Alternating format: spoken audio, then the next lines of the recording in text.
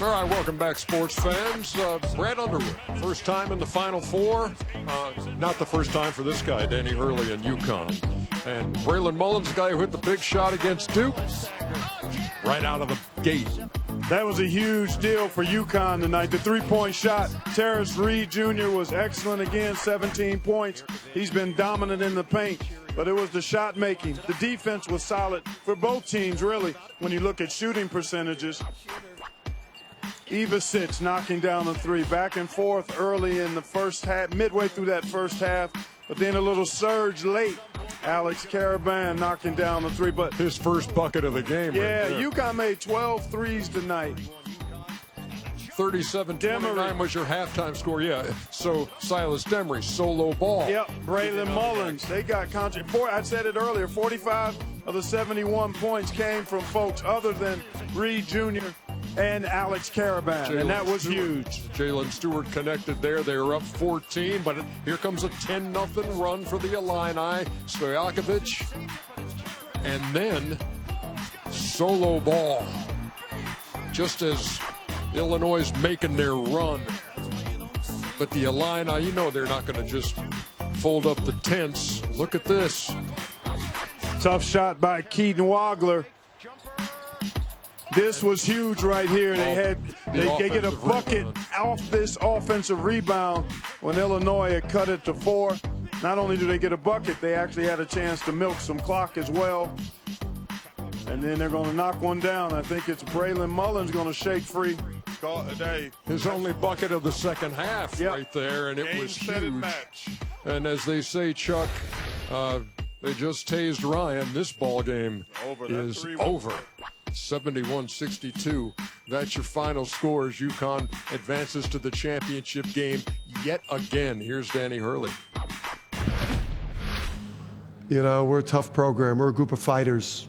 You know, it's not appealing to everyone. I'm sure there's some people in here, you know, that it's off-putting for, you know, but we are a group of fighters. We're incredibly tough. We've got incredible will, and we go into these games, we're ready for battle. Again, for us, it's not, you know, a game that we're just kind of running around in uniforms, throwing the ball around, hoping it goes in.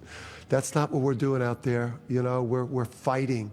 It's a life and death struggle for us to get to Monday night, for the opportunity to win a championship, and then just to be able to prolong this season with each other.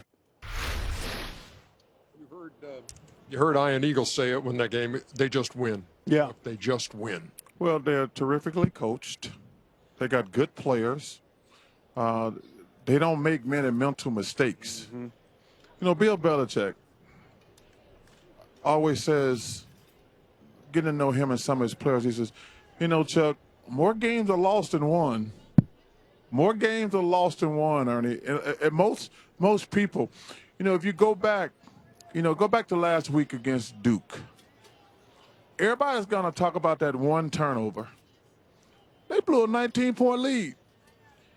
That was unfortunate he turned that ball over.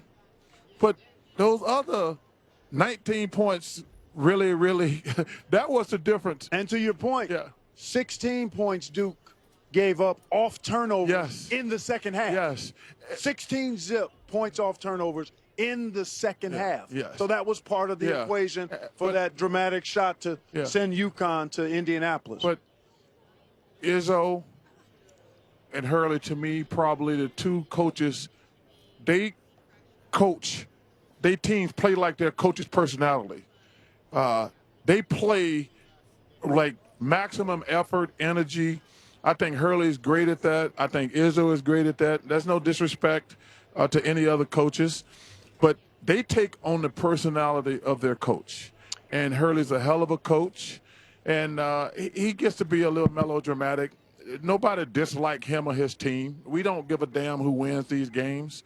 But I understand he uses it as fuel. Yeah. And they're going to show up to try to win a championship. They're going to show up on that. Yes, championship culture, championship history, championship mindset, championship grit. Yeah. That'll all be on display on Monday night. And I do think that in college basketball, if you have a correct system and you're able to recruit and go into the portal and get identical pieces, it's very similar to football.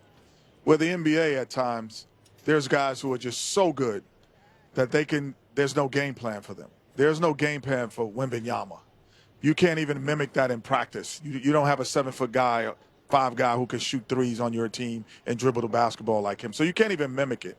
But the Joker did today. But he fought it on him. Okay, but it's it's Joker. early. It's playoffs. We'll see him in the playoffs. He'll see them too. Exactly. But my point is, their system is so intact between himself and his staff.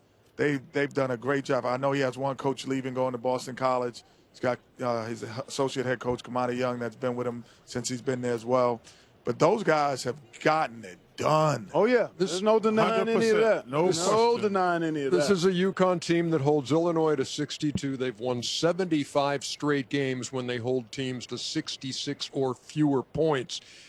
Now you face a team that scores 90-plus, and they've done it 5 times. It's a record in the tournament. How do you slow Michigan down if you are UConn? UConn will slow Michigan down, but they're not holding them to 66. That's not going to happen. It starts at the guards. We don't talk about Silas Demery near enough. He was one of the best guards in the portal, and UConn got him.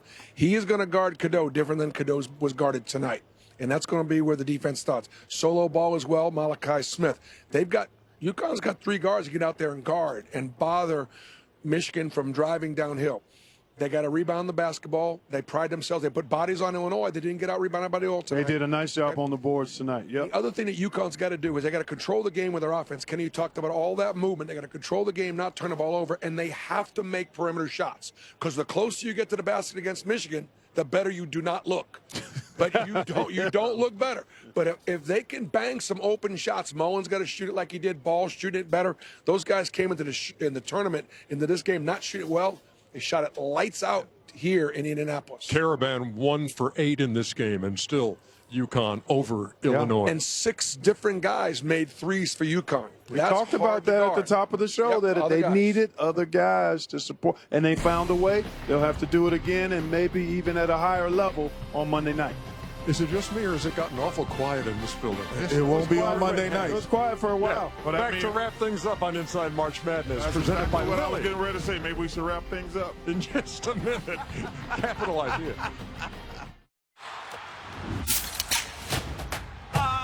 Wow, wow, Illinois. With your orange and your blue, rah, rah. Hail Arizona Wildcats.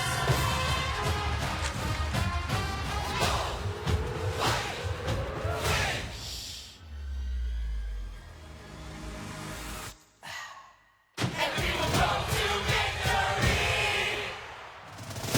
This is Fresh Pet. This is Hank. And to make fresh, healthy food for Hank, we harvest fresh. Ship it fresh. And craft it into recipes that are vet-developed and protein-packed. Because your dog deserves fresh, healthy food just like you. Fresh Pet. Healthy food fresh from the fridge. If anyone throws down a dunk in the national championship, everyone gets a free Fry and Frosty from Wendy's. I told you long ago. So no matter who your team is, we're all rooting for dunks. Come on, dunks! Ask for a free small Fry and Frosty Classic on April 7th, only at Wendy's. Nothing stops Ram. That means we deliver knockouts. Boom. Welcome to the jungle. We don't just ride the bull. We are the bull. We're light duty, heavy duty, Hemi D8s, Hurricanes, and Hellcats. And we're backing them with America's best powertrain limited warranty. We're UFC fighting, donut making, NASCAR